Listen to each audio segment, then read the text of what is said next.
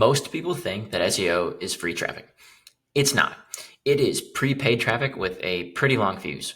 In this video, I'm going to break down the true cost of ranking, why it pays off like a compounding asset, and how to model it like any other e-commerce growth channel. CAC, LTV, and all. All right. So first off, let's get into the myth that SEO is free traffic. Okay.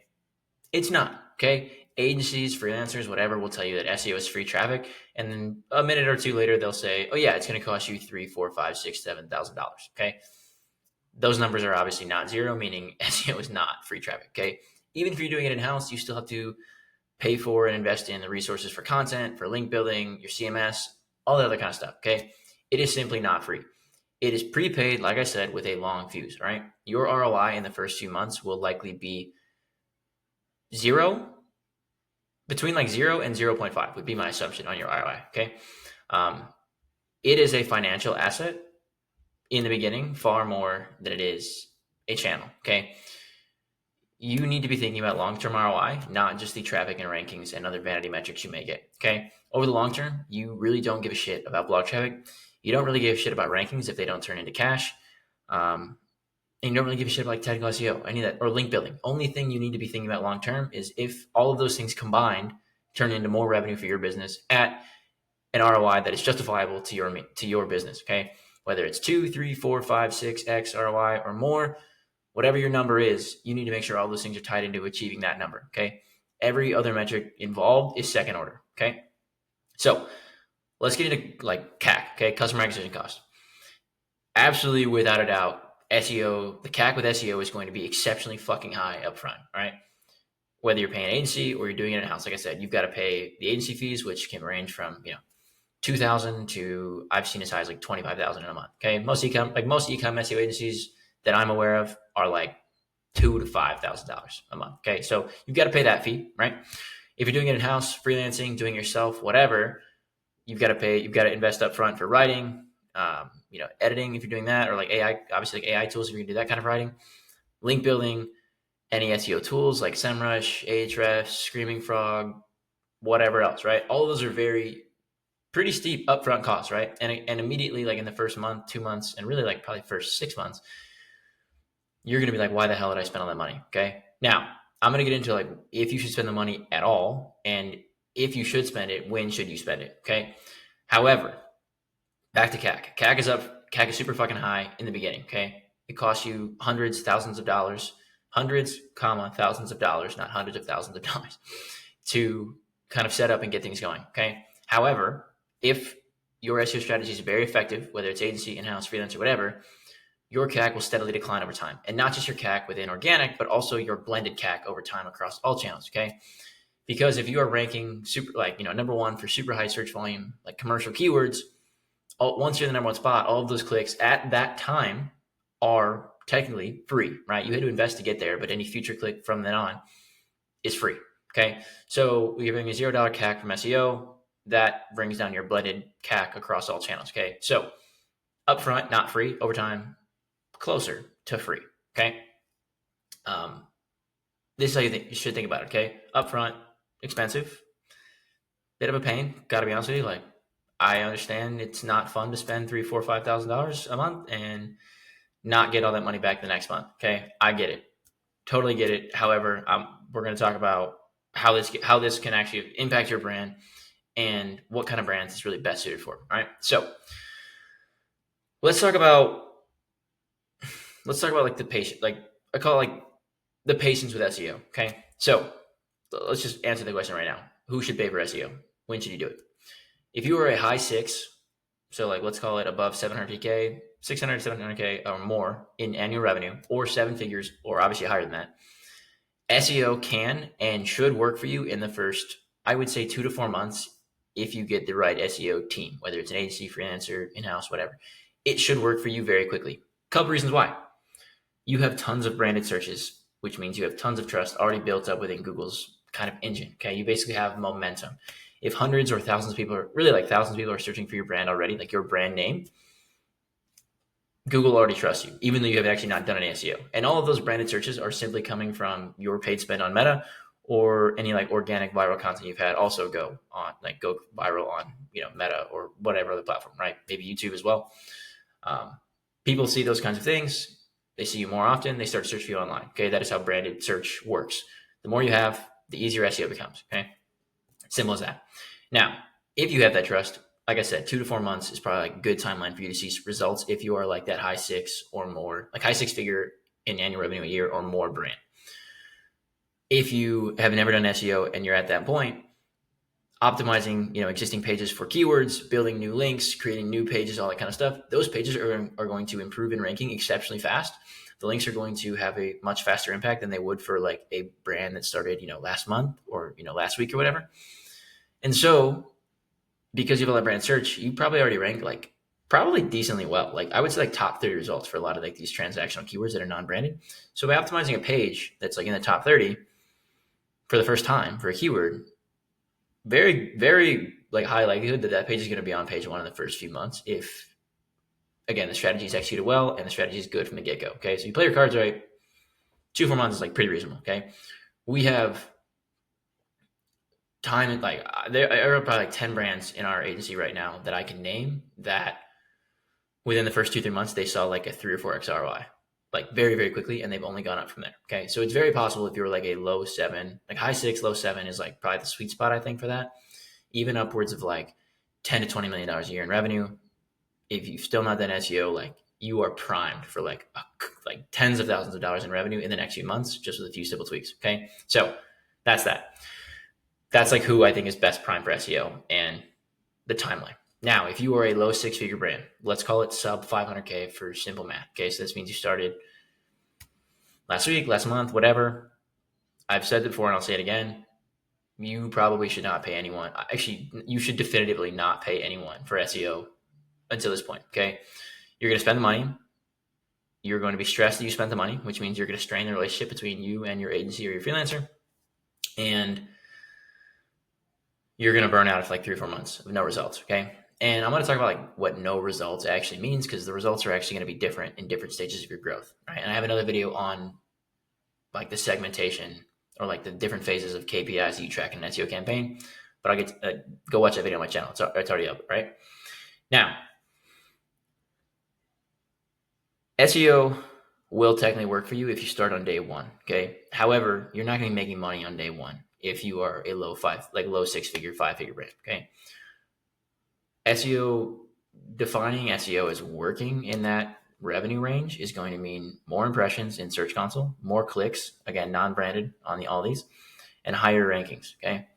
That is what working means at that revenue stage. You are not probably going to be overly profitable in SEO in those first 6 months of a campaign if you are in a 5 or low 6-figure brand. Okay. Simple as that. So that is why I believe you should save your money. Okay.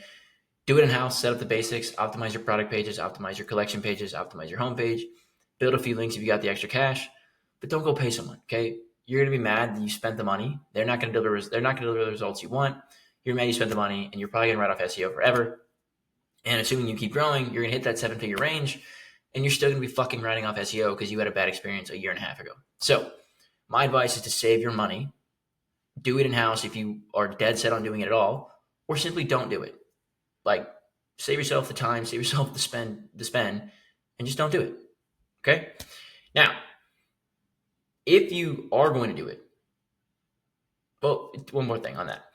If you're an agency and you're selling a brand doing like sub $500,000 a year and you're trying to sell them at like $3,000 or $4,000 for SEO agency, I don't know why you're doing that. They're going to churn in 3 or 4 months. They're going to be mad at you the whole time, probably.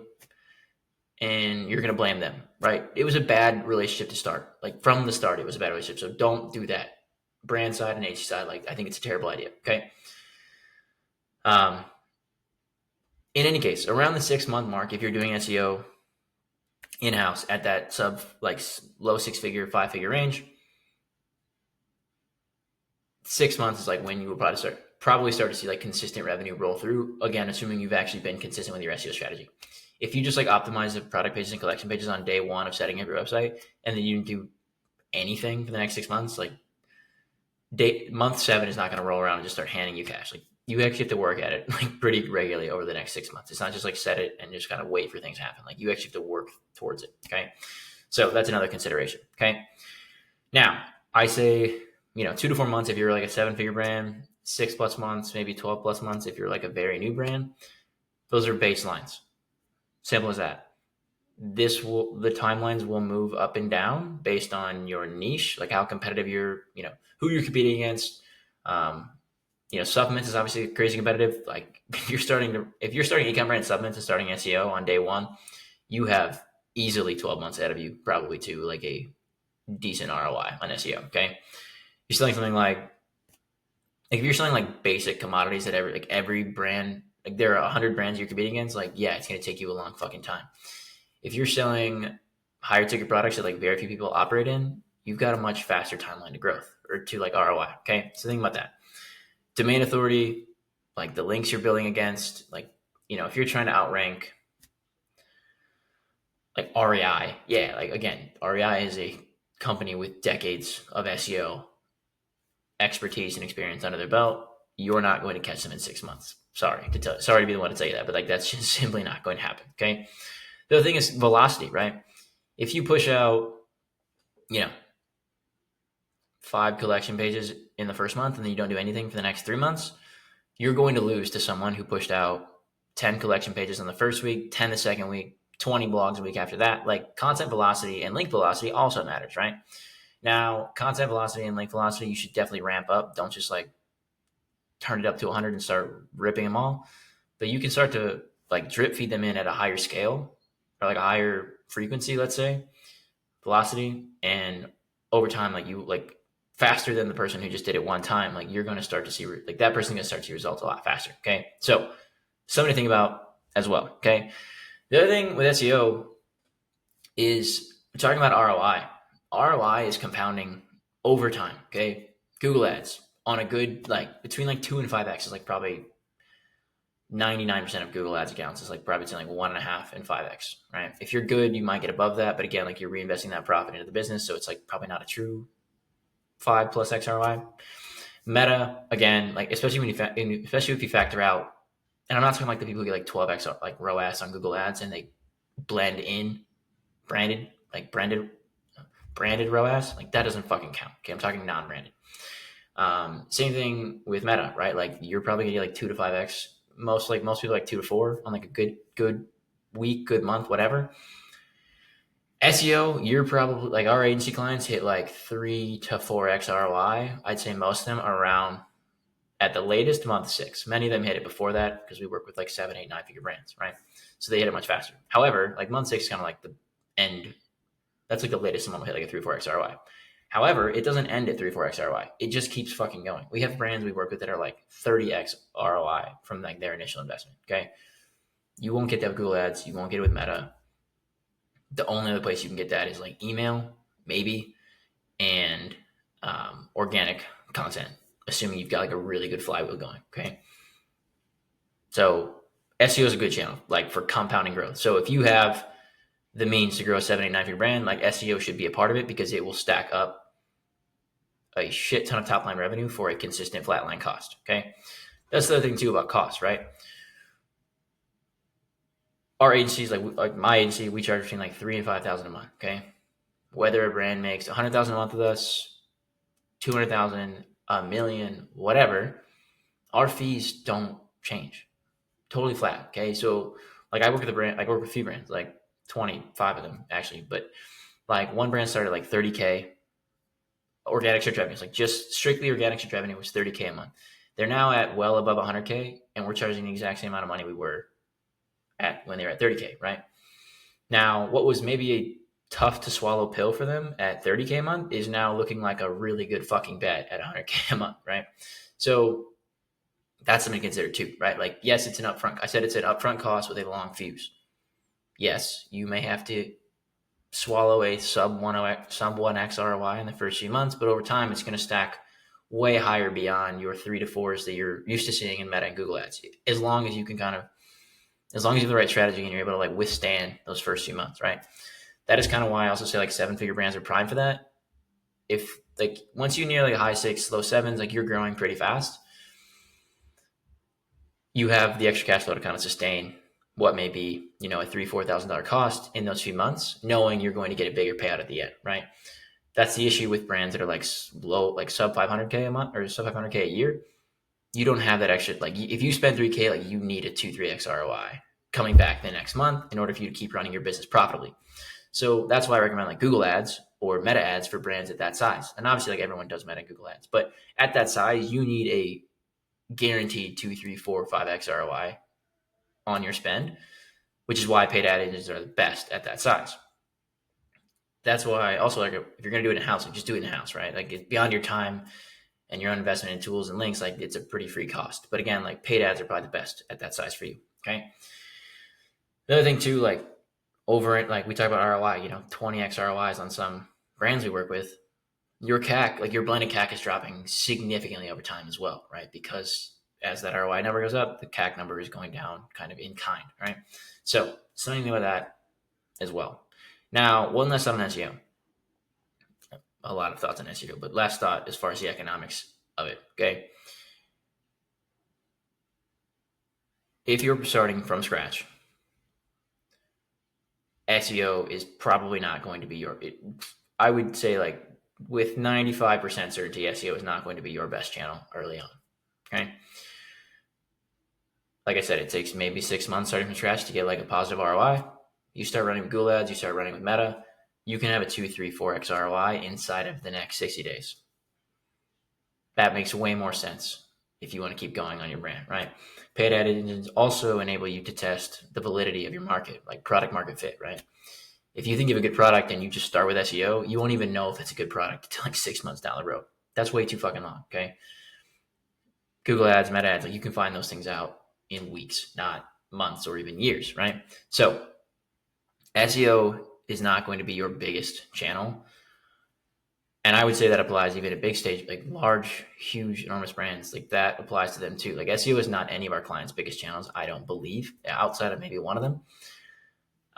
And it would be irresponsible of you to believe that that is going to be the case for you. Okay. Like you will be the exception, not the majority, if you think SEO is going to be like your silver bullet to 7, 8, 9 figures. Okay. It's not. It's a component of it. Absolutely. But it is not going to be your silver bullet to get you there. So that's kind of the wrap. Like economics of SEO, they don't work for everyone, right?